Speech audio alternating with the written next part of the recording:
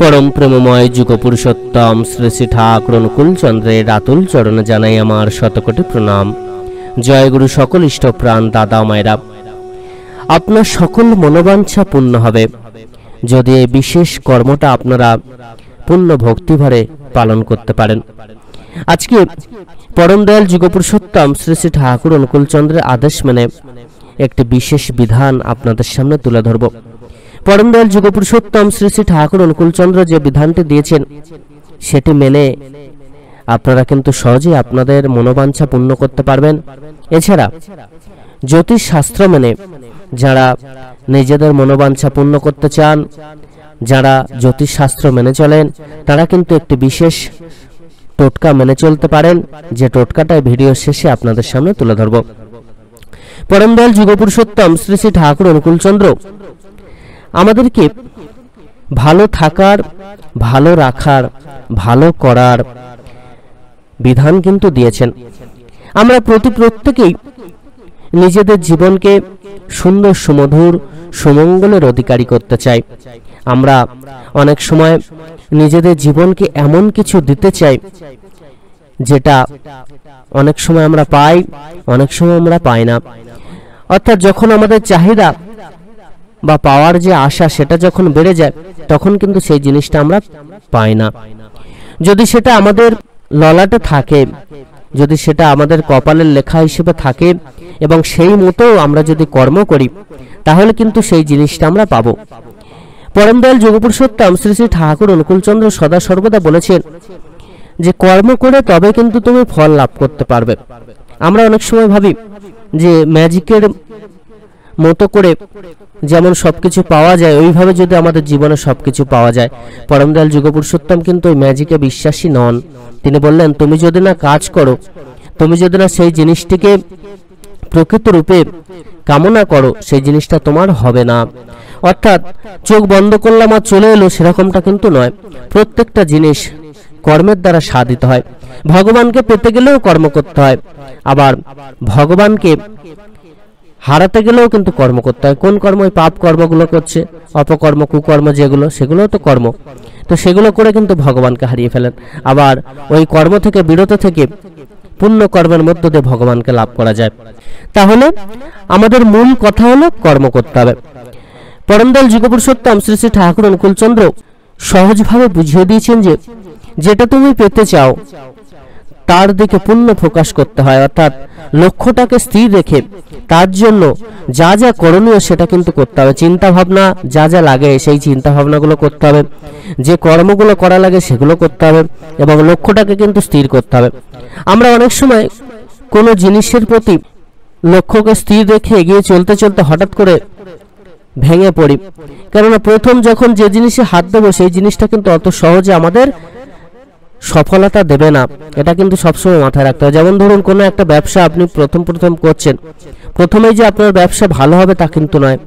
প্রথমে অনেক কঠিন পরিস্থিতি আপনার জীবনে আসবে, তারপর আস্তে আস্তে ধৈর্য এবং আপনার অধ্যবসায়, আপনার লক্ষ্যকে স্থির রেখে যদি আপনি এগিয়ে চলতে পারেন তাহলে দেখবেন সেই ব্যবসা আপনি দাঁড় করাতে পারবেন। ঠিক তেমনভাবে প্রত্যেকটা কাজ ওই রকম করে করলে তবেই কিন্তু মনোবাঞ্ছা পূর্ণ হবে। ধরুন আমি একটা চাকরি পেতে চাই, তো চাকরি পেতে গেলে পড়াশোনা করতে হবে, প্রকৃত পড়াশোনা করতে হবে, যেটা দরকার সেটা কিন্তু পড়তে হবে। আবার তার জন্য খাটতে হবে, রাত জাগতে হবে। ধরুন রাত জেগে পড়াশোনা করতে হবে, পড়াশোনার প্রতি পূর্ণ মনোযোগ দিতে হবে। এছাড়া লক্ষ্যটাকে স্থির করতে হবে। তাহলে লক্ষ্যকে স্থির রেখে আমরা যদি পড়াশোনার প্রতি মনোযোগ দিই এবং কন্টিনিউ যদি পরীক্ষায় বসতে থাকি, বসতে একসময় কিন্তু চাকরি পাওয়া যাবে। বর্তমানে পরিস্থিতিটা একটু আলাদা হয়ে গিয়েছে, কিন্তু যদি এটা সৎভাবে হতো তাহলে তো এইভাবে আপনারা চাকরি পেতেন। তো আমাদের লক্ষ্যকে কিন্তু স্থির রাখতে হবে। যদি ধরুন পড়াশোনা করছি, 2-3টে পরীক্ষা দিলাম, আমরা ফেল করে গেলাম, আমরা যদি হার মেনে যাই তাহলে কিন্তু আর কোনোদিন চাকরি হবে না। ওই হার না মেনে একবার ফেল করলাম, 2বার ফেল করলাম, 10বার ফেল করলাম, তারপরেও কিন্তু পরীক্ষা দিতে হবে, এক সময় না এক সময় চাকরি হবে। তবে বর্তমান পরিস্থিতি যে জায়গায় দাঁড়িয়েছে তার সাথে হয়তো এটা অতটা খাপ খায় না চাকরির ক্ষেত্রে। যাই হোক, তো এইভাবে প্রত্যেকটা কর্মে আমাদের লক্ষ্যকে স্থির রাখতে হবে। পড়াশোনায় ধরুন আপনি ডাক্তার হতে চান, তো ডাক্তার হতে গেলে আপনাকে তো আগে লক্ষ্যকে স্থির রাখতে হবে। লক্ষ্যকে স্থির রেখে সেই মতো করে পড়াশোনা করতে হবে, সেই মতো করে খাটতে হবে, চিন্তা ভাবনা করতে হবে, তাহলেই আপনি সফলতা লাভ করবেন। তো এই হচ্ছে মনোবাঞ্ছা পূরণ করার মূল কথা। এখানে কোনো কিন্তু রকেট সায়েন্স নেই। আমরা ভাবি পরম দয়ালের চরণে মাথা ঠুকলেই বুঝি সমস্ত কিছু লাভ হয়ে যাবে।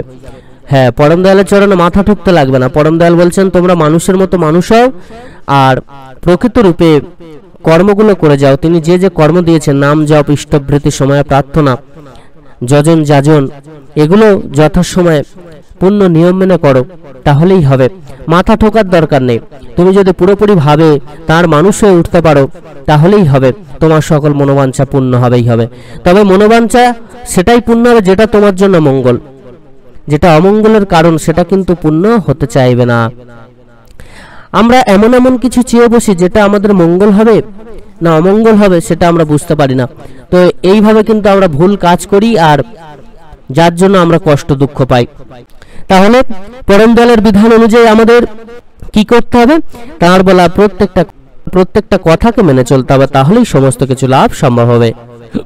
পরম দয়াল যুগ পুরুষোত্তম শ্রী শ্রী ঠাকুর অনুকূলচন্দ্র বানিয়ে দিলেন, ভাবে কয় করে না, আশা তার ফলে না। ভাবলাম বললাম কিন্তু করলাম না, আমাদের মনোবাঞ্ছা কিন্তু কখনো পূর্ণ হবে না। বলাই পটু কাজে কম, নিজেই হয় নিজের জম। এই নীতিগুলো তিনি যে বাণীর মধ্য দিয়ে আমাদেরকে বুঝিয়ে দিয়েছেন, এগুলো কিন্তু মেনে চলতে হবে, না হলে কোনোদিনই কোনো কিছুতে আপনারা সফলতা লাভ করতে পারবেন না। এবার চলুন আমরা প্রত্যেকে জেনে নিই জ্যোতিষ শাস্ত্র মেনে আমরা কোন বিশেষ কর্ম পালন করব। এখানে আজকে মনোবাঞ্ছিত চাকরি পাওয়ার ক্ষেত্রে কোন বিশেষ টোটকা করতে হবে সেটি সম্বন্ধে আলোচনা করব। দেখুন, বর্তমানে যুবক যুবতীদের ক্যারিয়ার গঠন করা কিন্তু একটা বড় সমস্যা হয়ে দাঁড়িয়েছে, এটা বড় চ্যালেঞ্জ হয়ে দাঁড়িয়েছে। অনেকে আছেন যাদের যোগ্যতা থাকা সত্ত্বেও তারা চাকরি পান না।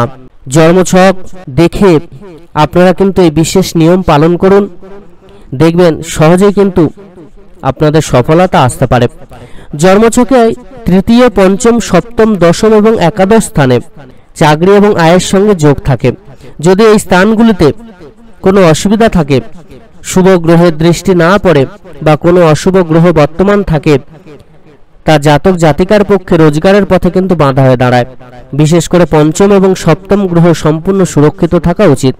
এছাড়া কিছু ছোট নিয়ম করলেও এই সমস্যার সমাধান পাওয়া যায়। এজন্য যত তাড়াতাড়ি সম্ভব পঞ্চম এবং সপ্তম স্থানে অবস্থিত অশুভ গ্রহের নিবারণ করুন। আপনারা কিন্তু অতি অবশ্যই শাস্ত্র অধ্যয়ন করবেন, শাস্ত্রপথে শাস্ত্রের বিধান মেনে চলবেন, পরমপিতার আদেশ নির্দেশ মেনে চলবেন, পরমপিতার নাম জপ করবেন। এর মধ্য দিয়ে অনেক সমস্যা থেকে আপনারা মুক্তি লাভ করবেন। এছাড়া গণেশের বিগ্রহ দর্শন করুন, গরুকে বৃহস্পতিবার সবুজ চারাগাছ খেতে দিতে পারেন। বিকালে আপনারা যে কোনো মন্দিরে গিয়ে পূর্ণ ভক্তিভরে প্রদীপ জ্বালাতে পারেন। সকল ইষ্টপ্রাণ দাদা মায়েরা প্রত্যেকে খুব ভালো থাকবেন। পরম দয়াল আপনাদের প্রত্যেকের মঙ্গল করুন। জয় গুরু, বন্দে পুরুষোত্তমম।